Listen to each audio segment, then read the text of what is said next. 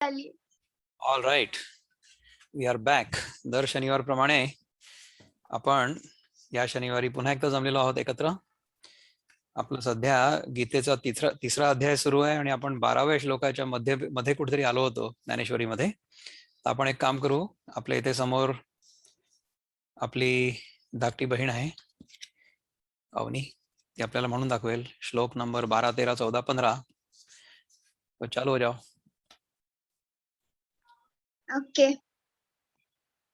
इष्टान् भोगान् हि वो देवा दास्यन्ते यज्ञभाविताः तैर्दत्तान् प्रदायैभ्यो यो भुङ्क्ते तेन एव सः यज्ञशिष्टाशिनः सन्तो मुच्यन्ते सर्वकिल्बिषैः भुञ्जते ते त्वघं पापा ये पचन्त्यात्मकर्मणात् अन्नाद् भवन्ति भूतानि पर्जन्यादन्न संभवः यज्ञाद् भवति पर्जन्यो यज्ञः कर्म समुद्भवः कर्म ब्रह्मोद्भवं विद्धिं ब्रह्माक्षर समुद्भवं तस्मात् सर्वगतं ब्रह्म नित्यं यज्ञे प्रतिष्ठितम्.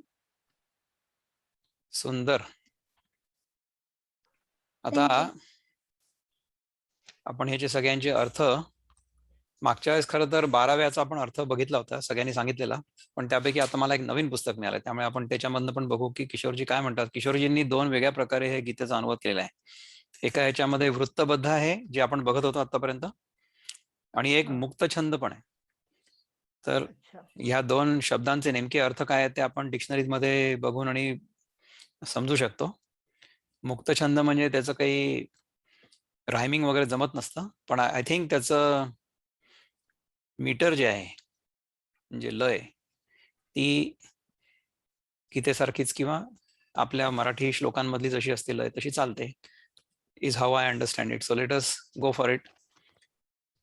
देवांसी स्वधर्म यज्ञाने जे पूजिती, देवांसी स्वधर्म यज्ञाने जे पूजिती, देव तोषोनी कामना पुरविती, जो ते न करी अर्पण त्यासी, म्हणावे चोरची तयासी. असं आहे ना. तर जर आपण ज्या देवांनी आपल्यावर कृपा केलेली आहे आणि ज्यांनी आपल्याला आपल्या जीवनामध्ये ज्या ज्या गोष्टी हव्या आहेत त्या गोष्टी मिळवून दिलेल्या आहेत, त्यांच्याबद्दल जर कृतज्ञता व्यक्त नाही केली आणि आपण वस्तूंचा भोग जर केला तर ती चोरी होईल असं भगवान म्हणतात. तर ह्याच्यामध्ये ज्ञानेश्वर महाराजांनी किती ओव्या लिहिल्या होत्या आहेत म्हणजे, तर त्यांच्यापैकी आपण ओवी नंबर 125 पर्यंत आलो होतो. 125वी ओवी आपली झाली होती, राईट. आता ह्याच्यामध्ये जर आपण असं केलं नाही तर आपण चोरी कशी करतो हे सगळं समजावून सांगणार आहेत ज्ञानेश्वर महाराज, राईट. तैसे आचार सुटल्यावरी, आधी मागच्या वेळेस जो 125वी ओवी म्हटली होती ना, ती पहिले सांगतो तुम्हाला की आपण काय म्हटलं होतं, म्हणजे यू विल रिमेंबर की आपण तिथे होतो आधी. तैसा स्वधर्म नष्ट होय तरी सुखाचा मोडे आश्रय, जसा प्रकाश निघून जाय दिवा जाता मालवला. दिवा मालवल्यानंतर जसा प्रकाश निघून जातो तसा आपला स्वधर्म पण नष्ट होऊन जातो. आणि सुखाचा मोडे आश्रय म्हणजे आपलं सुख पण चाललं जाईल ना. कसं चाललं जाईल, जर आपण कृतज्ञ नाही राहिलो तर. ठीक आहे. तैसे आचार सुटल्यावरी आत्मस्वातंत्र्य जाते दुरी, तुम्ही जीव हो हे अंतरी वागवा म्हणे ब्रह्मदेव. तर ब्रह्मदेवानी आपल्याला हे सगळं इनिशियली शिकवलं. ब्रह्मदेव म्हणजे he is the creator of the universe, right. तर ज्या माणसांनी हे जग सगळं तयार केलं त्या सगळ्या जगाचे नियम त्यांनी आपल्याला शिकवले. आपण नाही का बाहेर जाऊन एखादी वस्तू विकत घेतो, अगदी साधी गोष्ट आपला टेलिफोन. सगळ्यांना ना आपल्याला टेलिफोन खूप आवडतो आजकाल, कारण की टेलिफोन शिवाय आपलं होऊच शकत नाही. टेलिफोन जेव्हा नव्हता तेव्हा आपण कसे राहायचो हे आता आपण विसरून गेलेलो आहोत. समजा आपण घराबाहेर पडलो आणि टेलिफोन जर नसला तर आपण 1 किलोमीटर गेल्यानंतर सुद्धा घरी परत येऊ, फोन घेऊन मग जाऊ, असं होईल. फोन शिवाय आपण नाही जगू शकत आता. ठीक आहे ना. तर त्या फोन सोबत देखील एक छोटंसं पुस्तक येतं. माहिती आहे, आपण जेव्हा फोन विकत घेतो ना तर त्या फोनमध्ये तो एक बॉक्स असतो म्हणजे बॉक्समध्ये फोन आणि फोनच्या व्यतिरिक्त कधी कधी एक कानाला लावायचं एक असतं यंत्र, एक चार्जर असतं आणि एक छोटंसं पुस्तक असतं. त्याला म्हणतात युजर मॅन्युअल. म्हणजे हा फोन वापरायचा कसा त्याच्यासाठी गायडन्स. आता ते जर आपण वाचलं नाही आणि आपण जर तो फोन वापरला आणि तो फोन जर आपल्याला बरोबर वापरता आला नाही, तर ह्याच्यात चूक कोणाची आहे? ज्यांनी टेलिफोन बनवला त्याची चूक नाही. त्यांनी तर उत्तम यंत्र तयार करून तुम्हाला दिलं होतं, परंतु तुम्हाला ते वापरता नाही आलं, तर मग काय करायचं? कारण की तुम्ही ते पुस्तक नव्हतं वाचलं. तर ही सृष्टी सगळी जी तयार केलेली आहे ब्रह्मदेवानी, त्यांनी ते मॅन्युअल पण तयार करून दिलं होतं. आता ते जर आपल्याला वाचता आलं नाही किंवा ते जर आपण वाचायला विसरलो किंवा ते आहे हेच आपल्याला माहिती नव्हतं. आता कसं होतं बघा, की आपण इतके स्मार्ट झालेलो आहोत, की जेव्हा नवीन फोन घेतो ना विकत, तेव्हा पुस्तक न वाचता सुद्धा आपण ते चालवू शकतो. कारण का? कारण की आपल्याला आधीचे फोन वापरण्याचा संस्कार होता. त्याची सवय झाली होती. त्याच्यावरून आपण काहीतरी शिकलो होतो. आता ह्याच्यामध्ये प्रॉब्लेम कसा होता पहा. आपल्याकडे सध्या मनुष्य देह आहे. ठीक आहे. So this is the ultimate smartphone.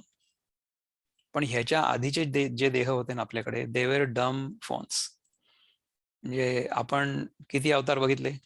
मत्स्यावतार, कूर्मावतार, नंतर वराह अवतार, नंतर नारसिंह अवतार. हे 4 प्राणी असे अवतार आहे. नंतर मग वामन अवतार, मग परशुराम अवतार, राईट. त्याच्यानंतर मग रामावतार आणि मग कृष्ण अवतार. असे 8 अवतार आहेत ना. So that is how life has evolved. आणि आपण आपल्याही जीवनामध्ये जर बघितलं तर आपणही तसंच इव्हॉल्व्ह होतो ना. आधी आपण म्हणजे आईच्या पोटामध्ये असे पोहत असतो मासोळीसारखे, मत्स्य अवतार. नंतर मग आपण हळूहळू बाहेर निघतो, कूर्मा अवतार. नंतर मग आपण वी बिकम मोस्टली ॲनिमल. वराहावतार म्हणजे काय की मोस्टली ॲनिमल. तर त्याच्यामध्ये कसं असतं की भूक लागली की जेवा आणि पोट भरलं की झोपा. हे झोपणं आणि खाणं ह्या 2च गोष्टी माहिती असतात छोट्या बाळाला. बरोबर आहे? छोटं बाळ जेव्हा आईच्या पोटातनं बाहेर निघतं ना, तेव्हा त्याला फक्त झोपायचं असतं. तो 24 तासामधले 18 तास झोपतो. आणि नंतर जेव्हा भूक लागेल तेव्हा उठतो. मग खाऊन घेतो, पिऊन घेतो, मग पुन्हा झोप लागते त्याला, मग झोपतो. तर हा आहे वराह अवतार आपल्या जीवनातला. ठीक आहे. त्याच्यानंतर आपल्याला थोडं असं अक्कल यायला लागते, की आपण पूर्णपणे प्राणी नाही आहोत. आपण थोडेफार मनुष्य पण आहोत. म्हणजे आपल्याला थोडंसं असं ज्ञान व्हायला लागतं. तो आपलाच नरसिंह अवतार आहे. अर्धा प्राणी आणि अर्धा मनुष्य. आता ज्या लोकांना नरसिंह म्हणजे प्रत्यक्ष भगवानाचा अवतार आहे, असा विश्वास आहे आणि माझा पण आहे. त्यांना कदाचित मी जे सांगतोय ना, ते ऐकून राग येईल, की आपणच नरसिंह आहे. नाही, नाही. नरसिंह अवताराचं जे तत्व आहे, ते आपण आपल्या जीवनामध्ये कसं समजू शकतो, ते हे उदाहरण आहे. मी नरसिंह नाही आहे. बरोबर आहे ना? परंतु हा नरसिंह जो आहे ना, तो माझ्या हातच आहे. किंवा त्या अवस्थेतून किंवा त्या अनुभवातनं मी स्वतः सुद्धा गेलेलो आहे. सगळेजण जातो आपण. त्याच्यानंतर आपण जेव्हा पूर्ण मनुष्य होतो, तेव्हा आपण पूर्ण मनुष्य नसतो, छोटेसे असतो. वामन अवतार. ठीक आहे ना? त्याच्यानंतर मग आपण टीनेजर होतो. Fiery personality. तो म्हणजे परशुराम. ठीक आहे ना? म्हणजे आपणच असतो. परशुराम आपल्या जीवनात, आपल्या मनात संचारतो. त्याच्यानंतर आपलं लग्न वगैरे झालं, की मग जरा माणूस शांत होतो. मग तो रामाच्या अवतारात येतो. मग त्याला असं लक्षात येतं, की इतकं सगळं अँग्री यंग मॅनचा जो आपला अवतार होता, तो काही ठीक नव्हता. आता जरा शांत व्हा. Take care of your family, take care of your wife, take care of your brother, take care of your parents, everybody. Take care of your. आता तुम्ही राजे असले, तुम्हाला राज्याचं पण काम करायला लागेल ना, प्रधान सेवक, राईट? तसं करा. नाहीतर मग तुमचा जो काही व्यवसाय असेल तो करा. No problem. ते झाल्यानंतर once you get a proper understanding of life through all kinds of experiences, आपल्याला जे काही अनुभव येतात त्या अनुभवातनं आपण जे काही शिकतो, त्याच्यानंतर आपली बुद्धी, आपलं मन सगळं प्रगल्भ होत जातं. आणि जेव्हा आपण ईश्वराच्या कृपेने असल्या गोष्टी शिकायला लागतो, त्यानंतर असं लक्षात येतं की तो कृष्ण बाहेर कुठे नसून माझ्या हातच आहे. नाही का? जे आपल्याला जे काही बाहेर आहे असं वाटतंय, जे आपण शिकण्याचा प्रयत्न करतो आहोत, इन्क्लुडिंग हे पुस्तक, ह्याचा बोध आपल्याला कुठे होतोय? बोध आपल्याला आपल्या हातच होता ना. जग बाहेर आहे असं वाटत जरी असलं तरी सुद्धा त्याचा बोध आपल्याला आपल्या हात होत असतो. आणि आपल्या आतमध्ये आपल्याला जो काही अनुभव होतो त्याच्या व्यतिरिक्त आपल्याला कुठलाच अनुभव नसतो. सगळ्या जगाचा अनुभव आपल्याला आपल्या हात होतो. त्यामुळे ह्या सगळ्याच्या सगळ्या गोष्टी ज्या आपण ऐकतोय ना, त्या सगळ्याच्या सगळ्या गोष्टी आपण आपल्या आतमध्ये अनुभवायच्या आहेत. म्हणजे गीतेचा हा पूर्ण अभ्यास झाल्यानंतर आणि अद्वैताचा पूर्ण अभ्यास केल्यानंतर तुम्हाला हे लक्षात आलं पाहिजे की विक्रम पत्रकीने देखील मिथ्या आहे. So whatever is appearing to you on your screen is only that. It's only an appearance. You are real. तत्वमसी. हे आपल्याला आपल्या आतमध्ये शोधायचंय, बाहेर नाही शोधायचं. तर जर आपल्याला हे सगळं मॅन्युअल वाचता आलं, कुठेही जरी लिहिलं असेल तरी सुद्धा आपल्या आतमध्ये त्याचा बोध व्हायला पाहिजे ना. म्हणजे आपल्याला स्मार्टफोनचं युजर मॅन्युअल मिळालं बॉक्स सोबत, आपण ते वाचले, पण ते वाचल्यानंतर समजायलाही पाहिजे ना, नाही तर काय फायदा आहे. आपला हा प्रॉब्लेम आहे. आपला प्रॉब्लेम हा आहे की आपल्याला आपल्याजवळ एक खूप सॉफिस्टिकेटेड यंत्र आहे, परंतु ते कसं वापरायचं हेच आपल्याला माहिती नाही. त्यामुळे मग काय होतंय की we are using the smartphone worse than a dumb phone. म्हणजे एका जागी मध्ये मला व्हॉट्सअपमध्ये एका जणांनी व्हिडिओ पाठवला होता की टॅबलेट जी आहे ना, ती टॅबलेट कशाही करता वापरली जाते. गमतीदार, मजेदार. म्हणजे कसं असतं की एखादी सॉफिस्टिकेटेड वस्तू, आता हे पुस्तक समजा, हे इतकं चांगलं छान पुस्तक आहे, हे ज्ञानेश्वरीचं पुस्तक आहे ना, this can be utilized as a paperweight. Absolutely. एखाद्या कागदाच्या चळतीवर समजा आपण हे पुस्तक ठेवलं, ते कागद उडणार नाहीत. म्हणजे काय झालं, पेपर वेट सारखा उपयोग झाला की नाही? होऊ शकतो, कारण की याला वजन आहे. परंतु हे याचं प्रयोजन आहे का? आपला जो देह आपल्याला मिळालेला आहे निसर्गाच्या कृपेने, त्या देहाचं प्रयोजन काय आहे? ह्या देहाचं प्रयोजन केवळ ह्या इंद्रियांचे भोग असं नाहीये. त्याच्यामध्ये जर आपण अडकून गेलो तर आपण त्याच्या पलीकडे जाणारच नाही. आपल्याला कळणारच नाही की हे कशाकरता आपल्याला मिळालेलं आहे. तर हे जर आपल्याला कळलं, आपण ते युजर मॅन्युअल जर व्यवस्थित वाचलं, तर आपण ह्या यंत्राचा उपयोग जसा करायला पाहिजे तसा करू. बरोबर आहे ना? म्हणजे आपल्याला जी दाढी करायला ब्लेड मिळालेली आहे त्यांनी दाढीच करू, त्यांनी पेन्सिलला टोक नाही करणार. आपण मागच्या वेळेस बघितलं होतं ते उदाहरण, रिमेंबर? तर तैसे आचार सुटल्यावरी आत्मस्वातंत्र्य जाते दुरी, तुम्ही जीव हो हे अंतरी, वागवा म्हणे ब्रह्मदेव. तसा तुमचा जर सदाचार किंवा योग्य आचार जर सुटला तर मग आत्मस्वातंत्र्य जाते दुरी. म्हणजे आपण जर जगाला सत्य मानून जगामध्ये व्यवहार करत राहिलो तर जगाच्या विषयांमध्ये अडकून जाऊ, कारण की आपण त्यांना सत्य मानले, नाही का? आणि इच्छा करत राहू की मला हा विषय पाहिजे, तो विषय पाहिजे, ही वस्तू पाहिजे, ती वस्तू पाहिजे, ह्याच्यामध्ये सारखं अडकून जाऊ. आणि मग काय होईल की आपण त्यांच्या बंधनात पडू. म्हणून आत्मस्वातंत्र्य जाते दुरीस म्हटलं. Will forget who we are, will get bound. No need for doing that. जो स्वधर्मासी टाकील, यम त्यासी शिक्षा करील, चोर समजून नेईल, सर्वस्व त्याच्या जवळचे. जो स्वधर्मासी टाकील, आपला जो स्वधर्म आहे, स्वधर्म कुठला आहे आपण आधी विचार केला बा की वर्णाश्रम धर्माप्रमाणे आपला जो स्वधर्म आहे तो, त्याचं तत्व जे आहे ते त्रिकाला बाधित आहे. द प्रिन्सिपल बिहाइंड वर्णाश्रम धर्म is beyond time, it's eternal. त्याचं स्वरूप बदलेल. म्हणजे आजच्या जीवनामध्ये समजा गुरुकुल नसेल तर आता हे काय आपलं काय सुरू आहे, गुरुकुल सारखं सुरू आहे ना. तर ज्यांना हा सगळा विषय समजून घेण्याची, शिकण्याची किंवा याच्यावर चिंतन करण्याची इच्छा आहे, त्यांच्यासाठी हे आपलं व्हर्च्युअल गुरुकुल किती चांगलं आहे. तुम्हाला कुठे जायची गरज नाही, गुरुची सेवा करायची गरज नाही, गुरुच्या घरी पाणी भरायची गरज नाही. No problem.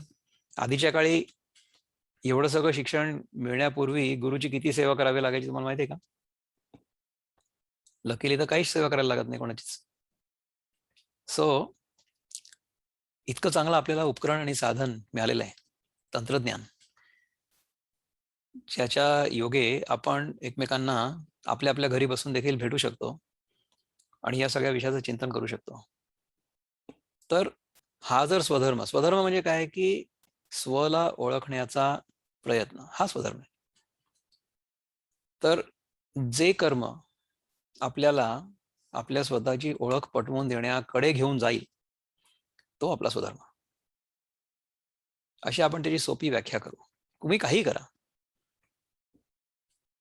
तुम्ही टॅक्सी चालवा, तुम्ही बस चालवा, तुम्ही विमान उडवा, तुम्ही घर चालवा, तुम्ही डाएट काउन्सिलिंग करा, आम्ही करतो तसं, काही करा, योगासनं शिकवा, एनिथिंग, नो प्रॉब्लेम. ठीक आहे.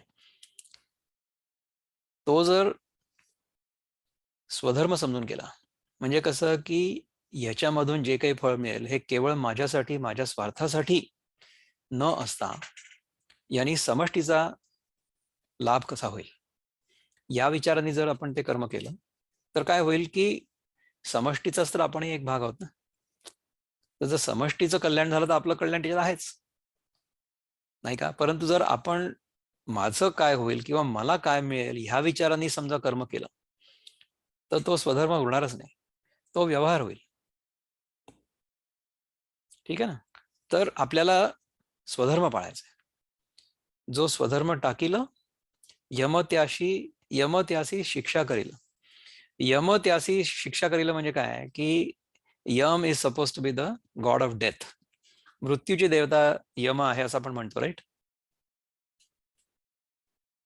मृत्यूची देवता म्हणजे काय की जे जे आपल्याला जग म्हणून वाटतंय किंवा आपलं शरीर देखील जगाचाच एक भाग आहे, राईट, सृष्टीचा एक भाग आहे. तर हे सगळं नष्ट करण्याची शक्ती ज्याच्याकडे आहे तो म्हणजे यम. बरोबर आहे. काय होईल की यम शिक्षा करेल म्हणजे काय होईल की आपण ज्याला ज्याला सत्य मानलेलं आहे, ज्या ज्या गोष्टींना सत्य मानलेलं आहे, व्यक्तींना सत्य मानलेलं आहे, जगाला सत्य मानलेलं आहे, माझ्या स्वतःच्या शरीराला सत्य मानलेलं आहे, स्वतःच्या पर्सनॅलिटीला सत्य मानलेलं आहे, माझ्या जीवभावाला सत्य मानलेलं आहे. तर ह्या सगळ्या गोष्टी संपणार आहे ना यमाच्या कृपेने. आणि संपणार आहे ही चांगली गोष्ट आहे. समजा आता आपल्याला असं वाटतं ना की आपण अनंत काळापर्यंत जगावं, आपला मृत्यू होऊ नये असं आपल्याला सगळ्यांनाच वाटतं. समजा आपल्याला कोणी मारायला आलं तर आपण प्रतिकार करू की नाही. आपल्याला सगळ्यांना जगण्याची आतून तीव्र उर्मी आहे. मरायला कोणी तयार नाही ते, मरणार सगळे आहेतच. मरणार सगळ्यात म्हणजे काय की हे शरीर नष्ट होणार आहे. तर हे शरीर नष्ट तर प्रत्येक क्षणीच होते, नाही का. म्हणजे आता ह्या क्षणी माझं जे शरीर आहे ते ह्याच्या आधीच्या क्षणी वेगळं होतं. तर माझ्या आधीच्या क्षणीचं जे शरीर होतं ते नष्ट झालं ना ह्या क्षणात. मागच्या क्षणामधलं शरीर या क्षणात नाहीये, त्यामुळे मागच्या क्षणातलं शरीर गेलं. आता शरीर नवीन आहे, पुढच्या क्षणामधलं शरीर वेगळं असेल. त्यामुळे ज्या वस्तूचा असा नाश होत असतो त्याला शरीर म्हणतात. शरीर म्हणजे ज्याचा कॉन्स्टंटली नाश होतोय हे शरीर आहे. तर जर मी ह्याला चिकटून बसलो तर काय होईल, यमराजांची कृपा आपल्यावरनं कधीच हटणार नाही, नाही का. यमराजाची कृपा म्हणजे शिक्षा. शिक्षा या शब्दाचा अर्थ हिंदीमध्ये लेसन असा होतो. शिक्षा इज अ लेसन. ठीक आहे. तर यम त्यासी शिक्षा करील म्हणजे काय की तुम्ही या कालचक्रामध्ये अडकून पडाल. Because you have considered time to be real, you have considered your body to be real, you have considered your world to be real. ज्या गोष्टी कायम राहू शकतच नाहीत त्या कायमस्वरूपी आहेत आणि त्या कायमस्वरूपी राहाव्या हा जो आपला भ्रम आहे किंवा ही जी आपली इच्छा आहे ही चुकीची आहे. जर आपण ही इच्छा मनात ठेवली आणि स्वधर्माचं पालन केलं नाही तर काय की यम तुम्हाला दाखवून देईल की हु इज द बॉस. आपण कितीही प्रयत्न केला की माझा मृत्यू होऊ नये तरी देखील मृत्यू अटळ आहे. इंग्रजीत म्हण आहे ना की there are only 2 things certain in life, death and taxes. ठीक आहे ना. तर जो स्वधर्मासी टाकील, यम त्यासी शिक्षा करील, चोर समजून नेईल सर्वस्व त्याच्या जवळचे. आपण आपल्या जवळ ज्या गोष्टी जमा करतो त्या गोष्टी आपल्या आहेत किंवा नाही ह्याचा एकदा विचार करून पाहता. Just think, contemplate on that, की कुठली गोष्ट माझी आहे असं मी म्हणू शकतो लेजिटिमेटली? कुठलीच गोष्ट माझी नाही. Nothing belongs to me. ज्या गोष्टी मी माझ्या आहेत असं मानत असतो किंवा म्हणतो त्या गोष्टी तयार तर दुसऱ्याच कोणीतरी केलेल्या असतात. म्हणजे अगदी आपल्या अंगावरचे जे कपडे आहेत घातलेले, हे कपडे माझे आहेत असं आपण म्हणू म्हणजे व्यावहारिक दृष्ट्या बरोबर आहे, परंतु हे कपडे माझे आहेत म्हणजे काय मी तयार केले का? अजिबात नाही. ह्याच्यामध्ये जो कापूस आहे तो कापूस कुठेतरी एखाद्या शेतामध्ये पिकला, आपण म्हणू की तो शेतकऱ्यांनी पिकवला, पण तो शेतकऱ्यांनी पण नसतो पिकवलेला. शेतकऱ्यांनी फक्त बी पेरलेलं असतं आणि निसर्गाच्या कृपेने त्या बी मधून कापसाचं रोप बाहेर येतं आणि त्याच्यातून कापूस पण तयार होतो. तर अशा प्रकारे आपल्याला आपण ज्या ज्या वस्तू आपल्या आहेत असं म्हणतो ना त्यापैकी एकही वस्तू आपली नसते, पण आपण भ्रमात असतो की ही वस्तू माझी. कुठलीच वस्तू आपली नसते. ईशावास्य उपनिषदामध्ये काय सांगितलंय की ईशावास्यम इदम सर्वम यत्किंच जगत्याम जगत तेन त्यक्तेन भुंजिता मागृधक कस्य स्वेदनम. म्हणजे जगामध्ये सगळ्याच्या सगळ्या वस्तू ईश्वराने परिपूर्ण आहेत, ईश्वराच्याच आहेत, ईश्वराचा सगळ्यांमध्ये वास आहे आणि आपण कुठल्याही वस्तूबद्दल आसक्ती ठेवायला नको आणि ती आपल्याला पाहिजे असं म्हणायला नको. कस्य स्वित धनम म्हणजे इतरांचं धन आपण घेऊ नये असं त्याच्यात म्हटलेलं आहे, म्हणजे लिटरल मिनिंग तसं आहे. पण खरं सांगायचं तर ह्या जगामध्ये आपलं काहीच नसतं, काहीच नसतं. आणि आपण आपल्या मनामध्येच विचार करतो की हे माझं आहे, हे माझं आहे, इतकं मी जमा केलं. ठीक आहे, केलंही असेल. जी सगळ्यात श्रीमंत व्यक्ती आहे ह्या जगामधली, फोर्ब्स मध्ये वगैरे लिस्ट येते ना, टॉप 500 किंवा टॉप 100 व्हॉट एव्हर, त्याच्यामध्ये जी सगळ्यात श्रीमंत व्यक्ती आहे त्या व्यक्तीला देखील मृत्यू आहेच की नाही. म्हणजे कालाचं जे चक्र किंवा यमाची जी सत्ता तुमच्यावर आणि माझ्यावर आहे तेवढीच सत्ता जेफ बेझोसवर पण आहे, बिल गेट्सवर पण आहे, सगळ्यांवर आहे. त्यामुळे जोपर्यंत आपण या जगाला सत्य मानलेलं आहे, जोपर्यंत आपण ह्या पृथ्वीवरचं किंवा या जगामधलं कुठलंही धन आपलं आहे असं मानलेलं आहे, तोपर्यंत आपल्याला यम येऊन शिक्षा करणारच. पण ज्या क्षणी आपल्याला हे लक्षात येतं की ह्या जगात माझं खरंच काही नाहीये, when you simply let go, म्हणजे तुम्हाला तुमच्या गरजेपुरती वस्तू तुम्ही अवश्य वापरा आणि तेवढ्यापुरती ती माझी आहे असं माना सुद्धा, परंतु at the back of your mind हे माहिती पाहिजे की खरंच जर म्हटलं किंवा खरोखरीच जर विचार केला तर कुठलीही वस्तू आपली नसते. त्यामुळे there should be no coveting, there should be no craving. अमुक एखादी वस्तू मला पाहिजे याच्याबद्दल आसक्ती नको. ईश्वराच्या मनात जर असलं की ही वस्तू माझ्या उपयोगाची आहे तर ईश्वर आपल्याला ती प्राप्त करून देईल, अवश्य करून देईल. म्हणजे आम्ही हा सत्वचा कार्यक्रम चालवतो तर तो चालवण्यासाठी जे सक्षम, कार्यक्षम आणि डेडिकेटेड लोक हवेत. ते लोक आमच्या आयुष्यात आले, ह्याच्यासाठी आम्ही काय केलं? ईश्वराची कृपा आहे की आमच्यासोबत असे लोक आहेत. माझ्यासोबत काम करणाऱ्या माझ्या तिघी बहिणी आहेत. एक बहीण आहे पूजा केसवानी, दुसरी आहे श्वेता चिखले आणि तिसरी आहे रश्मी जोशी. रश्मी जोशी योगाचार्य आहे, तर तिच्याकडनं मी शिकतो योगासनं. तर ह्या तिघी जणी माझ्या जीवनात आल्या ह्याच्यासाठी माझं काय क्रेडिट? नथिंग. देवाची कृपा आहे, आल्या. कारण की आम्हाला हा सगळा कार्यक्रम जो आहे तो निस्वार्थ बुद्धीने चालवायचा. या कार्यक्रमात जी व्यक्ती येईल, जिच्या जीवनाला आमचा स्पर्श होईल किंवा जिचा स्पर्श आमच्या जीवनाला होईल, तो अनुभव दोघांसाठीही आनंददायक असेल. आपण अशा प्रकारे जर राहिलो तर आपलं जे खरं स्वरूप आहे, आनंद स्वरूप आहे, त्याचा आपल्याला स्पर्श होऊ शकतो. आणि जर आपण हे सगळं व्यवस्थित शिकलो आणि त्या मनस्थितीमध्ये नेहमी राहिलो, कसं जसं गोंदवलेकर महाराज म्हणतात ना, की तुम्ही अनुसंधानात राहा. अनुसंधान कशाचं? अनुसंधान मी कोण आहे याचं कायम राहणं. माझं खरं स्वरूप काय आहे ह्या अनुसंधानात नेहमी राहणं, हा आनंद आहे. तर त्या आनंदाची अनुभूती आपल्या सगळ्यांना होऊ शकते. केव्हा होऊ शकते? जर आपण स्वधर्माचं पालन केलं तर. जर यमराजाने आपल्यावर कृपा केली आणि शिक्षा नाही केली तर, है ना. आणि जर आपण जगामधल्या वस्तूंना खरं मानून आणि त्या गोळा करण्याचा प्रयत्न केला आणि ज्या देवतांच्या कृपेमुळे आपल्याला त्या वस्तू प्राप्त झाल्या आहेत त्यांचं स्मरण नाही ठेवलं तर आपण चोर समजले जाऊ,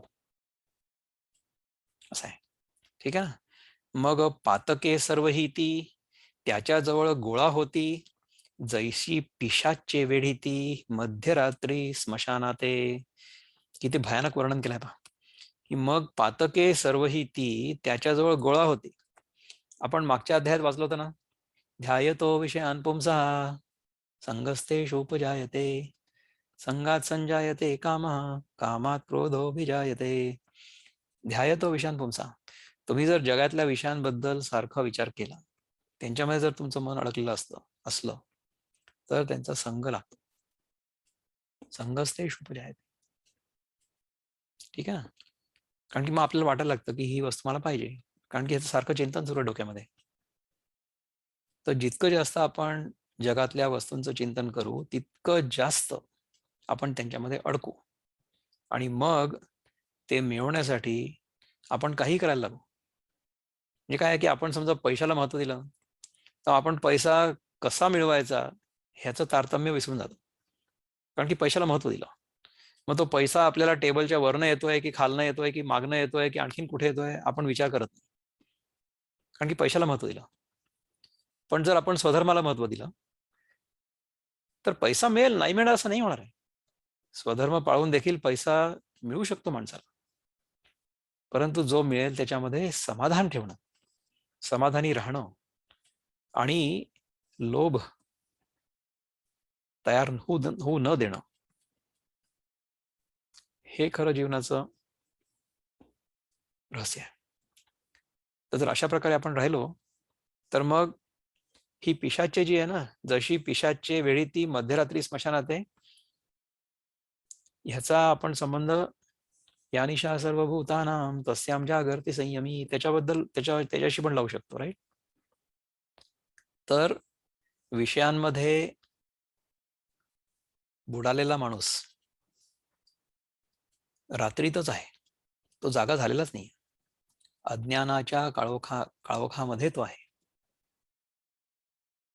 या निशा सर्वभूतानां तस्यां जागर्ति संयम. पण ज्याला आपल्या स्वरूपाची ओळख झालेली आहे तो ह्याच्यामध्ये अडकणारच नाही. पण जो अडकलेला आहे, जो ज्ञानी नाही आहे, त्याला हे विषय पिशाच्यांसारखे अवतीभोवती फिरतील आणि गळा पकडतील, असं होईल. ठीक आहे. तैसी त्रिभुवनातली दुःखे नाना प्रकारची पातके वा दैन्य दारिद्र्य तितुके तयापाशी वास करी. स्वधर्म जर नाही पाळला तर त्रिभुवनातली दुःखे, नाना प्रकारची पातके, अनेक प्रकारचे पातके म्हणजे बॅड कर्म, ओके, पाप. Anything we do to acquire something just for our personal gain, किंवा स्वार्थासाठी आपण जे काही करू, जे काही मिळवू, ते पाप आहे असं समजायचं. तुम्हाला शरीर रक्षणापुरता किमान स्वार्थ असणं अपरिहार्य आहे आणि आवश्यकही आहे. त्याच्या पलीकडे मात्र समजा आपण स्वार्थबुद्धीने प्रेरित होऊन कर्म केलं आणि वस्तू जमा करण्याचा प्रयत्न केला तर ती चोरी होईल, असं भगवान सांगतात. असं जर झालं ना तरी आपल्याकडे समजा संपत्ती जमा झालेली आहे असं दिसलं तरी आपण मनातून ना दीनच राहू. का बरं? कारण की आपल्या मनामध्ये असं राहील की अरे जेवढं आहे तेवढं पूर्ण नाहीये, परिपूर्ण नाहीये किंवा सफिशियंट नाहीये. आपल्याला त्याच्याही जास्त असावं असं वाटतं. तर जर माझ्या मनामध्ये आहे त्यापेक्षा जास्त मिळवण्याची इच्छा असेल तर कितीही जरी असलं तरी सुद्धा मी गरीबच असतो. वा दैन्य दारिद्र्य तितुके तयापाशी वास करी. म्हणजे काय की माझ्या मनामध्ये इच्छा अजून आहे. जोपर्यंत माझ्या मनामध्ये इच्छा आहे तोपर्यंत मी दीनच आहे. माझ्याकडे जेवढं आहे तेवढं पुरे नाही. I have a sense of incompleteness, inadequacy. परिपूर्णतेचा अनुभव मला येत नाही. त्याच्यामुळे मी नेहमी दैन्यावस्थेतच राहीन, दरिद्रीच राहीन. उन्मत्तपणाने ऐशी स्थिती त्याची होते निश्चिती, मग रडल्याने ही कल्पांती सुटका त्याची होत नाही. उन्मत्तपणाने ऐशी स्थिती म्हणजे उन्मत्त म्हणजे की मी बघा केवढं केलंय, माझ्याजवळ पहा केवढं जमा झालेलं आहे, त्याच्याने आपण उन्मत्त होतो. कित्येक लोकांचं आपण बघितलंय की त्यांना किती असते ॲटिट्यूड, तुमको पता है की मैं कौन हूं. आपण तर पब्लिक प्लेसेस मध्ये सुद्धा पुष्कळदा बघतो ना. तर आम्ही एअरपोर्टवर असतो तर एअरपोर्टवर पहा तुम्ही, एअरपोर्ट म्हणजे विमानातनं जाणारी जी व्यक्ती असते त्याच्याकडे पुष्कळसा पैसा आहे म्हणूनच ती विमानाने जाऊ शकते ना. तर कधी कधी एखादी व्यक्ती आपण त्यांना म्हणून निओ रिच म्हणजे नुकतेच श्रीमंत झालेले किंवा नुकतेच ज्यांच्याकडे पैसा आलेला आहे, त्यांना पैसा कसा वापरावा हे कळलेलं नाही. ते लोक तिथे एअरलाईनच्या काउंटरवर जाऊन, चेक इन काउंटरवर जाऊन जी मुलगी बिचारी चेक इन करत असते तिच्यावर किती दादागिरी करतात. बघितलं की ना, तुम्ही बघितलं असेल पुष्कळ. आणि मग कधी कधी मग ते ओरडाओरडा करतील की तुमको पता नाही काय मैं कोण हूं, असं म्हणतात. असं एकदा झालं होतं अमेरिकेतल्या एका एअरपोर्टवर. तर त्या मुलीनी कूलली फोन केला. ते म्हणे की can you please come here, there is a gentleman here who doesn't know who he is. अशा प्रकारचंही होतं. तर काही गरज नाही तेवढा उन्मत्तपणा आपल्यामध्ये आणण्याची किंवा येऊ देण्याची काहीच गरज नाही आहे. परंतु जर आपण स्वधर्म नाही पाळला, आपण विषयांच्या मागे गेलो आणि ते सगळे जमा केले आणि देवाच्या कृपेने होतातही पुष्कळ लोकांना, पुष्कळ संपत्ती जमा होते. परंतु त्याच्या त्या परिस्थितीमध्ये उन्मत्त न होणं is the wisdom. That is the art of living. B humble at all times, है ना. उन्मत्तपणाने ऐशी स्थिती त्याची होते निश्चिती, मग रडल्याने ही कल्पांती सुटका त्याची होत नाही. कितीही आपण रडलो, कितीही आपण आक्रोश केला तरी सुटका होऊ शकत नाही, कारण की आपण या जगाला सत्य मानले. जोपर्यंत आपण या जगाला सत्य मानत राहू, जोपर्यंत आपण स्वतःला वेगळे मानत राहू, जोपर्यंत आपण स्वतःला कर्ता मानत राहू, तोपर्यंत आपण कितीही काहीही केलं तरी सुद्धा आपली सुटका किंवा आपली मुक्ती किंवा आपल्याला मोक्ष मिळू शकत नाही. हे सत्य आहे. ह्याच्या व्यतिरिक्त जर कोणी काही आपल्याला सांगितलं तर ठीक आहे, तेवढ्या पुरतं बरं वाटेल आपल्याला. परंतु जोपर्यंत आपल्याला आपल्या स्वरूपाची ओळख होत नाही तोपर्यंत खऱ्या अर्थाने मुक्ती मिळूच नाही शकत. तर तो अनुभव यायला पाहिजे. तो अनुभव तुम्हाला कर्म करताना किंवा कर्मयोग्याला येऊ शकतो, ह्याच्याबद्दल काही शंका नाही. परंतु कर्मयोग करतो कोण आहे ते? कर्मयोग म्हणजे कर्म आपण करत राहू, परंतु त्याचं जे फळ आहे ते मला माझ्या स्वार्थासाठी नको आहे. अशा प्रकारे किती लोक कर्म करतात. पहिल्यांदा विचारतात की मी हे केलं तर मला काय मिळेल, व्हॉट विल आय गेट. जोपर्यंत आपल्या मनामध्ये मी हे केल्यानंतर मला काय मिळेल असा प्रश्न आहे तोपर्यंत आपल्याला मुक्ती मिळूच नाही शकत. Not possible. ठीक आहे. म्हणून स्वधर्मा न सोडावे, इंद्रिया स्वैर न होऊ द्यावे, ऐसा तेव्हा ब्रह्मदेवे उपदेश केला जीवांना. Manual of users manual for the user, त्याच्यामध्ये ब्रह्मदेवानी काय सांगितलं की म्हणून स्वधर्म नका सोडू, इंद्रियांना स्वैर न जाऊ द्या. म्हणजे इंद्रियांना स्वैर जाऊ देऊ नका म्हणजे तुम्ही त्या विषयांच्या मागे त्यांना पळू नका देऊ. इंद्रियांची जी मूळ हॅबिट असते ना, मूळ सवय, ती त्या विषयांकडे धावण्याची असते. It's just natural. That is how it is. That is simply how it is. पण त्यांना स्वैर न जाऊ देणं हे आपल्या हातात आहे. म्हणजे किती की तुम्ही कुठल्याही विषयाचा जो उपयोग आहे तो करा, उपभोग नका करू, उपयोग करा. By all means use things. ठीक आहे, त्यांना स्वैर नका जाऊ देऊ. ऐसा तेव्हा ब्रह्मदेवे उपदेश केला जीवाना. जीवाना सगळ्यांना सांगितलं तुम्ही अशा प्रकारे राहा, स्वधर्म पालन करा. राईट. मासा त्याजी जलासी, तत्क्षणी पावे मृत्यूसी, म्हणून तुम्ही स्वधर्मासी कधीही ना विसरावे. स्वधर्म पाण्यासारखा आहे. म्हणजे माशाला जसा पाण्याचा आधार आहे किंवा पाण्याची मूलभूत गरज आहे, तसाच मनुष्याला स्वधर्माची, तशीच मनुष्याला स्वधर्माची गरज आहे. तर अशा प्रकारे जर आपण स्वधर्माला समजलो आणि कधीही त्याची कास नाही सोडली तर आपण तरुण जाऊ किंवा आपण मरणार नाही.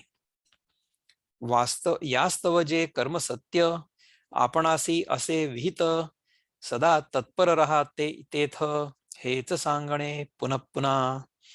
ह्याच्यासाठी जे कर्म सत्य म्हणजे स्वधर्मरूपी जे कर्म आहे ते, जे आपणासी असे विहित, आपल्याला जे विहित कर्म आहे, जे based on our stage in life, आपल्या वर्णाश्रम धर्मानुसार आपल्याकडे जो स्वधर्म आपल्याला प्राप्त झालेला असेल ते करण्यासाठी जर आपण सदा तत्पर राहिलो तर आपण ह्या जगातून मुक्ती मिळवू शकू, असं भगवान सांगतात.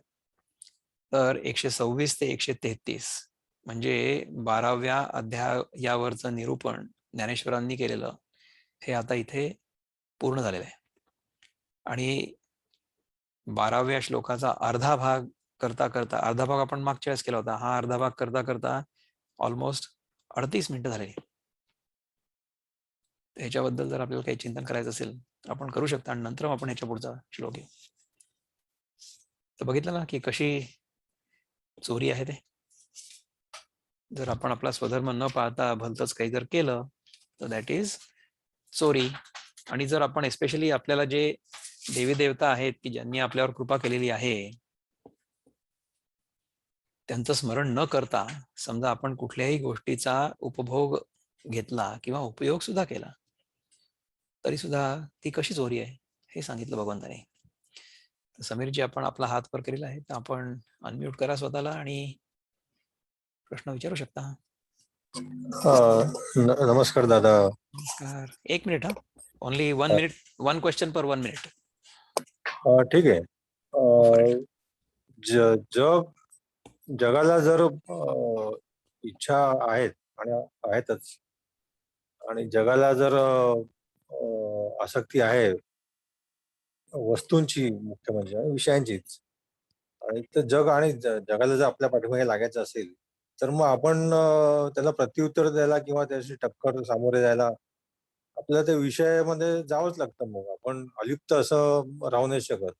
त्याच्यासाठी ते एक तर आपल्याकडे खूप गरजेचा पैसा पाहिजे, नाहीतर मग आपण स्वतःच काहीतरी म्हणजे अमित शहा किंवा नरेंद्र मोदी असलो असलो पाहिजे, जेणेकरून जगाला हिंमतच होणार नाही आपल्याकडे वळून बघायची. किंवा आपण देवेंद्र फडणवीस पाहिजे. सामान्य जे पपलू लोक असतात म्हणजे माझ्यासारखे, ते काय ते चिरडलेच जातील आणि मग ते पुन्हा ते विषय विषय होतोच. आणि तर मग असं जर याच्यामध्ये दिलेलं आहे की हा 13वा श्लोक आहे. 12वा श्लोकचा बद्दल मी विचारत नाहीये. 12वा श्लोक संपला भोजन, असता नव्हता, मागच्या वेळेस अर्धाच झाला होता ना, म्हणून तर आता पूर्ण केला तो. हा, भुजन भुंजते ते त्वगम पापा ये पापा पचन्ते आत्मकारणात. पचंती आत्मकारणात. ते आपण करणार आहे, तो श्लोक करणार. तो हा, माझा खूप आवडता श्लोक आहे तो. तर त्याच्यावर आपण चिंतन अवश्य करणार. कदाचित त्याच्यावर एक पूर्ण आपला 1 तास जाईल असं मला वाटतं. त्याच्यामध्ये त्यामुळे त्याला मी आता तुम्हाला हात पण नाही लावत आहे. आता आपण 12व्याच पहिले समजून घेऊ आणि लेट अस 12व्या ट्राय टू मग कॉन्टेम्प्लेट आपण ऑन मग दॅट. कसं जगासाठी जर आपण जगामध्ये तर जायचंच नाही. तुम्ही बघितलं असेलच, जगाशी जर कोणी डोकं वर केलं, हात बोट वर केलं, तर त्याला थोबाटी मारली जाते. त्याला काय काय त्रास दिला जातो. त्याच्या बायकांना बहिणींना बोलवलं केलं जातं, घरं तोडली जातात. म्हणजे खूपच भीतीदायक आहे. आणि स्वतःसाठी मग बरोबर आपण आहे. तेच तर बघा कसं आहे, की जर आपल्याला मग आपण जगामध्ये ते राहायचं असेल आणि हा जगामध्ये आपल्याला जर आपल्याला जे पाहिजे ते करायचं असेल, तर मग त्याच्यासाठी तेवढी आपल्याकडे शक्ती असायला पाहिजे किंवा अनिवार्य आहे. अनिवार्य आहे. तर तेवढी शक्ती आपण मिळवावी. जर आपल्याला जगामध्ये जे काही करायचं असेल, त्याच्यासाठी जी काही शक्ती आपल्याला मिळवण्याची आवश्यकता आहे. म्हणजे रामदास स्वामींनी आपल्याला काय सांगितलंय, की तुम्ही तुमचा नाही प्रपंच जो म्हणजे आहे तो इथं तो कसं व्यवस्थित की करा. कृष्ण म्हणतो की तुम्ही आसक्ती बाळगू नका. मग तो म्हणतो की तुम्ही समाजाला बदलायला तुम्ही लढा. मग तो म्हणतो की ऐश्वर्य मिळवायला तुम्ही लढा. हे सगळं कन्फ्युजिंग होतं. मग ठीक नक्की आहे, करायचं बरोबर काय आहे. मग? तर तुम्ही ज्या स्टेजला असाल ना, त्या स्टेजला तुम्हाला ते करणं भाग आहे. स्वधर्म म्हणजे काय? मी काय सांगितलं, की स्वधर्म आपल्या आयुष्यामध्ये, आपल्या जीवनामध्ये सुद्धा 4 वेळा बदलतो ना, 3 वेळा पण बदलतो. आपण जर आपल्या गादीच्या खाली बेडकासारखं बसून राहिलो आणि काहीच केलं नाही तर चालतं का? बिलकुल नाही चालणार. तर जेव्हा जे करण्याची आवश्यकता आहे ते अवश्य करावं. तर अच्छा, म्हणजे आपण असं आहे ते. हां, बिलकुल आहेच, प्रश्नच नाही. आता मी सांगू का, पहिले 25 वर्ष मोदीजींनी अभ्यास केला खूप. त्याच्यानंतर 25 ते 50 त्यांनी सामाजिक कार्य केलं. म्हणजे हे actually got the training to be in public service. आणि 50 ते अच्छा. 75 he is in the public service, right? Hmm. 75 झाले की he will go into sannyas. He will no longer be अच्छा. In politics. ठीक आहे ना? तर त्यांनी ती हम्म. लिमिट स्वतःच ठरवलेली आहे. आणि त्या सिद्धांतानुसार त्यांनी 75च्या वरच्या कुठल्याही माणसाला घेतलेलं नाही. 75 झाले की मग रिटायर. आता हे हम्म. कर्नाटकचे जे चीफ मिनिस्टर होते ना, येदुरप्पा, त्यांना पण तर बाय बाय हा. केलं ना. 75 पूर्ण अच्छा. झाले म्हणून त्यांना बाय बाय केलं. असं होईल. तर मोदी स्वतःच चालले जातील. ते राहणार नाही 75च्या पुढे. म्हणजे ते जोपर्यंत 75 होत नाही तोपर्यंत पूर्ण मन लावून काम करतील. 75 झाले की मग त्याच्या पलीकडे जो कुठला नेता त्यांचा पक्ष ठरवेल, तो नेता प्रधानमंत्री बनेल, असं होईल. तर अशा प्रकारे अच्छा. जर म्हणजे ह्याचा अर्थ काय झाला, की जोपर्यंत मी ते कर्म करतोय तोपर्यंत मी ते पूर्ण मन लावून करतोय. आणि जेव्हा माझा स्वधर्म बदलेल, तेव्हा मी ते कर्म दुसऱ्याच्या हातात देऊन आणि मोकळा होईल. म्हणजे कर्म हम्म. करता पण आलं पाहिजे, कर्म पूर्ण मन लावून पण करता आलं पाहिजे, कर्म पूर्ण कार्यक्षमतेने करता आलं पाहिजे. तसं काम त्या माणसाने 50व्या वर्षापासून ते आतापर्यंत केलं आहे ना? नाही असं नाही. अच्छा. नाही का? तर आणि आता सध्या काय साधना सुरू आहे, की इतकं काम करणं उरलेलं आहे, करायचं आहे, की त्याच्यासाठी जर हम्म. आपल्याला 24च्या पैकी 24 तासही काम करता आलं आणि झोपेची गरजच नाही पडली, तर तशा प्रकारची साधना त्या माणसाची सुरू आहे. हम्म. कारण की ते कर्म जास्त महत्वाचं आहे. जो करणारा आहे तो महत्वाचा नाही. करणारा म्हणजे करणारा मी इंडिव्हिज्युअल नाहीच आहे. म्हणजे असं त्या माणसाचं मतच नाही. हम्म. ते त्यांनी काय केलंय, की त्यांनी आपल्या भोवताली एक खूप सुंदर टीम जमा केली आणि प्रत्येकाला काय काय कामं देऊन ठेवलेली. ते फक्त मॉनिटर करतात आणि ते स्वतः एफिशियंटली काम करतात. म्हणजे तू विचार कर, की गेले 20-22 वर्ष ज्या माणसांनी आपल्या हातामध्ये सत्तापद आल्यानंतर म्हणजे आधी मुख्यमंत्री आणि आता प्रधानमंत्री, हम्म. एकही दिवस सुट्टी घेतलेली नाही. बापरे. ह्या जगामधले किती लोक असे आहेत, की ज्यांनी 22 वर्ष 7ही दिवस आठवड्यातले सुट्टी हम्म. न घेता काम केलेलं आहे. आणि कधी-कधी 18 तास, 24 तास न थकता, न झोपता, न रागवता. म्हणजे तुम्ही विचार करा, की इतके त्यांच्यावर अटॅक झालेले आहेत. हम्म. पण तरी सुद्धा त्याचं डोकं नाही फिरत कधीच. Is always cool. कारण की त्यांना हे माहिती आहे, की हा सगळा जो त्रास आहे ह्या खुर्चीमुळे. एकदा जेव्हा ही खुर्ची चालली त्याच्यानंतर मग ते सोडून देईल त्याच्याबद्दल विचार करणं. ते पुन्हा येणार पण नाही कधी. Just see after 75 he will never go to Delhi at all. ते अजिबात ह्याच्यामध्ये पडणार नाही. ते कोणी जर त्यांच्याकडे गेलं सल्ला मागायला तर ते त्यांना सल्ला अवश्य देतील. परंतु he will not gate actively involved in politics. असं मला तरी वाटतं. बघू आपण काय होतं ते. म्हणजे मी काही ज्योतिषी नाही आहे. भविष्य हम्म. वेत्ता किंवा भविष्य वक्ता वगैरे मी नाही. परंतु तशा प्रकारे होईल असा माझा अंदाज आहे. आणि आतापर्यंत आपण जर बघितलं की जे जे झालेलं आहे त्यानुसार ह्याच्या पलीकडे तसं होईल असं मला वाटतं. तर आपण व्यक्तिपूजा न करता त्याच्या मागचं जे तत्व आहे ते समजून घेण्याचा प्रयत्न करावा. तर ह्याच्यामध्ये कसं आहे की जर आपण त्या ईशावास्य उपनिषदामधला तो एक श्लोक जर लक्षात ठेवला की इथे सगळं जे आहे हे ईश्वराचं आहे आणि ह्याच्यावर माझा अजिबात अधिकार नाही. I don't on it. ठीक आहे. त्यामुळे मला त्याच्याबद्दल कुठल्याच प्रकारची आसक्ती नको. कर्म अवश्य करा तुम्ही. कर्मामध्ये स्वतःला झोकून पण द्या. स्वधर्म तुम्ही आचरण करायलाच पाहिजे, कारण की स्वधर्म कर्म केल्यामुळे तुमच्या चित्ताची शुद्धी होते. So for clarity of perception कर्म इज इम्पॉर्टंट. मग आणि स्टॉक अगदी मार्केट आणि म्युच्युअल फंड मध्ये इन्व्हेस्ट करताना आपण मग प्युअरली काय, कारण का कॅपिटलिस्ट ते ठीक आहे, काय आपण पण म्हणतात, करतो. आपल्याला काहीतरी इन्व्हेस्टमेंट तर करणं आवश्यक आहे ना, की सध्याचा जो सिस्टम आहे त्याच्यामध्ये how to work the system to your advantage. You should learn that and you do whatever is legal मग लेजिटिमेट फॉर ते डुईंग चालतं दॅट. म्हणजे. बिलकुल. आणि त्याच्यानंतर हा. पैसा मिळाल्यानंतर तू बघ की आपल्याजवळ आपल्या गरजेपेक्षा जास्त पैसा सगळ्यांकडेच आहे. हम्म. आपल्या सगळ्यांना, जे लोक इथे आलेले आहेत ना, त्यांना सगळ्यांना खायला प्यायला काही प्रॉब्लेम नाही. हा. म्हणून तर बरोबर. तुम्ही 1 तास येऊन गीतेवर चिंतन करू शकता. नाही तर मग तुम्हाला ह्याच्यासाठी पण हो. वेळ नाही राहिला असता ना. तुम्ही जाऊन मग नाही, पण काहीतरी त्याचं दुसरं एक कारण आहे. काय मागचे 20 म्हणजे मी माझं सांगतोय, सगळ्यांचं असं मी काही म्हणत नाही की म्हणजे ज्याला ज्याला जे आता ज्यांनी 30-40 क्रॉस केली असेल, हा 45 निदान तरी, हम्म. तर ते मागच्या 15-20 वर्षात अनेक जे आयुष्यात काय म्हणतात ना, चढ उतार, बघितले असतील. बरेच त्रास, बरेच थोबाडीत खाल्ली असतील, हा बरेच त्यांचं त्रास त्या सहन केला असेल, बरेच लॉसेस त्यांनी बेअर केले असतील. तर असं सगळं बघून मग ते पुन्हा शेवटी एकच हे म्हणजे आपल्या धर्मामध्ये भगवद्गीताच्या ऐवजी दुसरं काही नाहीये. म्हणजे रामायण आणि महाभारतच ते गोष्टीसारखं पडतं. पण नाही, पण भगवद्गीता इज व्हेरी त्याच्यामधनं हे डिफरंट. बघा, आपल्या इथे गोष्टी सांगण्याच्या मागचा उद्देश हा आहे की त्यातनं आपण काहीतरी शिकणं आवश्यक आहे. त्याचा आपल्या जीवनामध्ये आपण कसा उपयोग करू शकू किंवा त्यातून आपल्या जीवनामध्ये आपण कसं वागू शकू, हा धडा त्यातनं घेणं हे आपल्यासाठी महत्वाचं आहे. तर हा धडा घेता येण्यासाठी सुद्धा चित्तशुद्धी आवश्यक आहे. तर ह्या सगळ्या आता गोष्टींचा काही अभ्यास, हे सगळं चिंतन नेहमी करत राहणं हे आपलं कर्तव्य आहे. तरी आपण ह्या विषयावर पुष्कळ बोललेलो. आपण ह्याच्या पुढचा श्लोक पुढच्या वेळेस घेणार आहे, तेव्हा मी तो प्रश्न जरा जास्त विस्तारपूर्वक घेईन. पण आता 2 लोकांनी हात वर केले, त्यामुळे मी हो, हो, त्यांना ठीक आहे, ठीक आहे. विचारतो की त्यांना काय विचारायचंय. मला असं वाटतं अपर्णाताई, आपण हात वर केलाय, तर काय प्रश्न आहे आपला, विचारा तर अनम्यूट मला करून. फक्त एका शब्दाचा, माझ्याकडे खूप जुनी ज्ञानेश्वरी आहे. बरं. ही बघा, ही ओके. माझ्या सासऱ्यांची आहे बरे बापरे. आणि ही खूप जुनी आहे. याच्यात एकच आहे, मग सकळ दोष भवते घेऊन सोनी घेती तयाते. घेऊन सोनी म्हणजे काय? कुठली ओवी आहे ती सांगा बरं मला.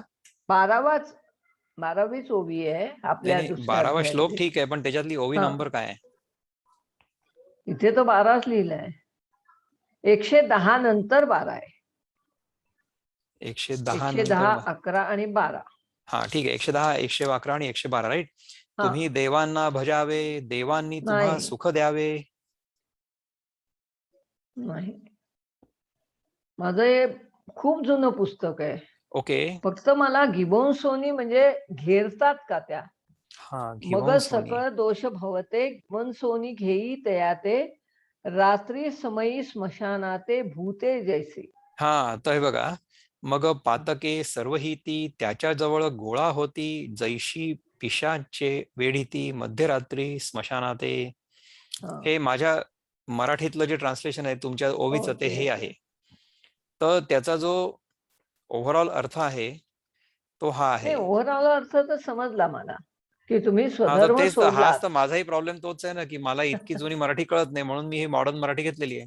अच्छा, तर आपण माझ्या मते शब्दांच्या ठीक आहे. अर्थामध्ये तितकं पडू नये. हा, त्याच्यातनं जो ठीक आहे. भाव आपल्याला समजून घेण्याची आवश्यकता आहे किंवा जो विचार समजून घेण्याची आवश्यकता आहे, तो आपण समजून घेण्याचा प्रयत्न करू. तर त्याच्यावर आपण विचार करताना काय केलं होतं आता थोड्या वेळापूर्वी, की ते रात्री ते आपले विचार आहेत. हा, तुम्ही बोला. आपल्या ज्या इच्छा आहेत ना आपल्या हा, मनातल्या, कुठल्या थांबवायचं. इच्छा, ज्या स्वार्थी इच्छा आहेत हम्म. त्या इच्छाच पिशाच्या रूपाने तुम्हाला आपल्या घेरते. भोवती नेहमी घेरतात त्या. तुम्ही विचार घेरतात. करा ना, ध्यायतो विषयान पुंसा म्हटल्यानंतर संगस्तेषु उपजायते होतच. तर ही पिशाच्चे आपल्याला धरून ठेवतात कशामुळे की कारण आपण विषयांचं ध्यान केलं. ते मनातच आहे ना पिशाच. मनाचं ते सगळं मनाचं आहे. Everything is happening in the mind. The whole world is happening in the mind. आपण ज्याला जग म्हणतो ते आपल्या मनाचं फक्त प्रोजेक्शन आहे. जग सत्य नाहीये. तुम्ही जेव्हा रात्री झोपून जाता, जेव्हा तुमचं मन बंद असतं, तेव्हा जग कुठे जातं? ते असतं तिथेच. मग आपण नाही नाही नाही ते नसतंच. तुम्हाला तेच तर तुमच्या म्हणलं. अनुभवाव्यतिरिक्त कुठला अनुभव आहे? काहीच नाही. काहीच नाही. समजा तुम्ही रात्री झोपले आणि सकाळी उठल्याच नाही, तर जग पुन्हा निर्माणच नाही होणार तुमच्यासाठी. तुमचं आणि आपल्याला आपल्या अनुभवाव्यतिरिक्त दुसरा अनुभव नाही, हे आपल्याला माहिती पाहिजे. ह्या जगामध्ये आपल्याला आपल्या आतमध्ये सगळा अनुभव येतो, सगळ्या जगाचा. हे सगळंच्या सगळं जग आपल्याला आपल्या आतमध्ये अनुभवान येत, बाहेर काही नाही. किशोरजी म्हणा किंवा स्मिताताई, आपण हात वर केला होता का? थँक्यू. हा, हरकत नाही. किशोर दादा आणि स्मिताताई. नाही, ते मगाशी ते समीरजी क्वेश्चन विचारत होते, तर हा त्याच्यावर मग जरा म्हणजे कॉमेंट करायची ती अशी की गोंदवलेकर महाराज म्हणतात की हा आधी स्वतःला सुधारा, जगाला सुधारायला जाऊ नका. तुम्ही प्रश्नच स्वतःला नाही. सुधारलात की जग सुधारेल. तर हा. त्या अनुषंगाने त्यांना म्हणायचं होतं की आपण स्वतःवर फोकस करायला पाहिजे, की आता मी भगवद्गीतेचा अभ्यास करतोय तर मी त्यानुसार जातोय का नाही. मग त्याच्यामध्ये जर कोणी मला आडकाठी काही करत असेल तर त्याला मी तेवढं अपोज करणं हे म्हणजे योग्य आहे असं. पण जास्त करून आपण जास्त बाकीच्या अराउंड न बघता आधी याच्याकडे जास्त फोकस करावं असं माझं मत आहे. बरोबर आहे, प्रश्नच नाही. हे बघा, जग, समाज, देश, शहर, ह्या सगळ्या गोष्टी ज्या आहेत ना, ह्या आपल्या मनाचे खेळ आहेत. ठीक आहे. हे जग जे आहे, हे जग आपल्यापेक्षा भिन्न नाहीच आहे. जगाचा सगळ्याच्या सगळा अनुभव जो आहे ना, तो आपल्याला आपल्या आतमध्येच येतोय ना. बाहेर कुठे आहे जग? त्या जगाचं प्रतिबिंब जोपर्यंत माझ्या मनामध्ये पडत नाही, तोपर्यंत बाहेर जग आहे असं मला कळतच नाही. हा अनुभव रोज रात्री येतो. तरी सुद्धा आपल्याला असं वाटतं की हे जग सत्य आहे. म्हणजे व्यावहारिक दृष्ट्या सत्य आहे, ठीक आहे. For transactional purposes this world is okay at this level. Okay, परंतु आपण अद्वैताचा अभ्यास करतो, आपण वेदांताचा अभ्यास करतोय. त्याच्यामध्ये ज्याप्रमाणे आपण स्वप्नातून जागं झाल्यानंतर ते स्वप्न खोटं होतं असं आपल्याला लक्षात येतं, त्याचप्रमाणे ह्या जागृतावस्थेमधनं आपण जागे जेव्हा होतो आपल्या खऱ्या स्वरूपामध्ये, तेव्हा ही जागृतावस्था देखील स्वप्नवतच आहे हे आपल्याला कळतं.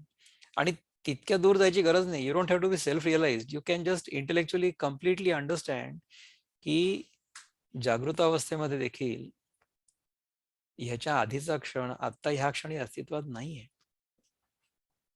आधीच्या क्षणाची जी स्मृती आहे तीच फक्त मला माहिती आहे. ती माझ्या मनामध्ये चित्तरूपाने, माझ्या चित्तामध्ये त्याची स्मृती आहे. तर अशा जितक्या स्मृती मी माझ्या चित्तामध्ये जमा करून ठेवीन, जितके संस्कार माझ्या मनावर होतील, तितका मी त्या संस्कारांच्या बोजाखाली गाडला जाईल. हे जे विपश्यना वगैरे करतात ना, किंवा मेडिटेशन वगैरेचे जे टेक्निक्स आहेत, त्याच्यामध्ये काय आहे की आपलं जे चित्त असतं ना, त्यातनं हे जे संस्कार असतात ते सगळे काढून टाकण्याचा तो प्रयत्न. आपण त्या संस्कारांना किंवा त्या स्मृतींना खूप घट्ट पकडून ठेवलेलं आहे, म्हणून आपण अडकतो. जर आपण त्यांना सोडून दिलं तर आपण नाही अडकू शकत. आणि आपण कशाला धरून ठेवलेलं आहे की जी गोष्ट अस्तित्वातच नाही. ज्या गोष्टीला धरून ठेवता येऊ शकत नाही त्या गोष्टीला आपण धरून ठेवण्याचा प्रयत्न करतो. ही आपली चूक आहे. म्हणजे आपण मृगजळाला सत्य मानलेले, आपण इंद्रधनुष्याला सत्य मानलेले, आपण आकाश जे निळं आहे त्याला सत्य मानले. आकाश निळं दिसतंय हा अनुभव आपण कोणी नाकारू नाही शकत. जग सत्य आहे किंवा द्वैताचा अनुभव मला येतो आहे हे आपण नाकारू नाही शकत. आपण आरशासमोर उभं राहिल्यानंतर आपल्या आरशामध्ये आपलं प्रतिबिंब पडेलच. तर आपले जी इंद्रिय आहेत ना, त्यांच्यातून जेव्हा आपण जगाकडे बघतो तेव्हा त्या जगाचं प्रतिबिंब आपल्या मनामध्ये पडतच. आपलं मन हा एक आरसा आहे. तो जर आपण स्वच्छ ठेवला तर मग काय होईल की प्रतिबिंब व्यवस्थित पडेल आणि चांगलं पडेल. योग चित्तवृत्ती निरोधा योगामध्ये आपण जी प्रॅक्टिस करतो त्याच्यामध्ये तदा द्रष्टू स्वरूपी अवस्थानम असं म्हणतात पतंजली मुनी, राईट. तर तुमच्या मनामधले विचार जर शांत झाले, चित्तामधल्या ज्या वृत्ती आहेत म्हणजे ध्यायतो विषयान पुंसा ते जर थांबलं, तर तुम्हाला तुमच्या स्वरूपाची ओळख होऊ शकते. तर तुम्हाला कर्मयोगातनं पण होऊ शकते, ह्या राजयोगातनं म्हणा किंवा अष्टांग योगामधनं सुद्धा होऊ शकते, तर भक्तीमध्ये तर होऊच शकते, कारण की तुम्ही भगवंतामध्ये लीन होता. आणि भगवंतामध्ये लीन होणं म्हणजे काय आहे की जो भक्त आहे तो भक्त राहतच नाही, विभक्त राहत नाही, तो भगवंतामध्ये पूर्णपणे लीन होऊन जातो आणि मग फक्त भगवंत उरतो, भक्त उरतच नाही. दॅट इज भक्ती. त्याच्याने पण होऊ शकतं, किंवा हे जे अंडरस्टँडिंग आहे त्यांनी होऊ शकतं. परंतु अंडरस्टँडिंग जे आहे ना, बोध ज्ञानाचा जो मार्ग आहे तो ज्ञानाचा मार्ग तुमच्या दैनंदिन जीवनामध्ये उतरला पण तर पाहिजे ना, नाही तर उपयोग काय. आपण जर इथे बसून sitting on the high pedestal, if I keep telling everybody that this is what Vedanta is and I am unable to practice it, मी तुम्हाला जे काही शब्द सांगतो आहे ते शब्द मला पहिले ऐकू द्या तुमच्या कानामध्ये पडण्यापूर्वी, तर त्या शब्दांनी जर माझ्यावर काही परिणाम झालेला नसेल तर त्या शब्दांनी तुमच्यावर काही परिणाम होईल अशी अपेक्षा करणं किती चूक आहे. तर ते शब्द माझ्या जीवनामध्ये मुरलेले पाहिजे आणि ते प्रगट झालं पाहिजे ना. They have to manifest. How will they manifest? They will manifest as pure love. It has to. तर हे सगळं जग माझ्यातून बाहेर निघालेलं आहे असं जर मला कळलं, तसं आपल्या आईच्या पोटातनं मूल बाहेर निघतं आणि त्या मुलावर त्या आईचं प्रेम असतं, तशा प्रकारे संपूर्ण जगावर माझं प्रेम असेल. That is the manifestation of Bodh. That is the manifestation of Advaita. That is the manifestation of self-realization. द्वेष मनामधनं पूर्णपणे चालला गेला पाहिजे. जगाला सुधारण्याची इच्छा पूर्णपणे चालली गेली पाहिजे. कोणाला नावं ठेवण्याची इच्छा मनात यायला पण नको, अजिबात. There should be no hatred towards anybody. There should be no ill feeling towards anybody. स्वप्नात देखील येणार राग येणार. मला येतो का? येतो. पण आल्याबरोबर मी लक्षात म्हणजे माझ्या लक्षात येतं की कशामुळे राग आलाय, कोणाला राग आलाय. Step back, take a deep breath. Instantaneously राग चालला जातो मनातला, इन्स्टंटेनियसली दुःख पण चाललं जातं. दुःखाचे प्रसंग येतील परंतु दुःखी होणार नाही माणूस, कारण जे आहे ते आहे. आपल्याला एक तर गोष्ट माहिती आहे की ह्या जगामध्ये कॉन्स्टंट काहीच नाही, सारखं सगळं बदलतंय. Everything is changing. The only thing that is constant in this world is change. You cannot stop change. Change is inevitable. तुम्ही तो चेंज होऊ नये, स्टॅटस को राहावा असं जर मनात आणलं तर ती तुमची चूक आहे, म्हणजे तुमची म्हणजे माझी. जर आपल्या मनात असं आलं की हे जग जसं आहे तसं चालत राहावं, तर तो दोष माझा आहे. तर तसा दोष आपल्या कोणाच्याही मनात कधीही येऊ नये अशी प्रार्थना करून आजच्या पुरता आपण इथे थांबू आणि पुढच्या शनिवारी पुन्हा भेटू. नमस्कार.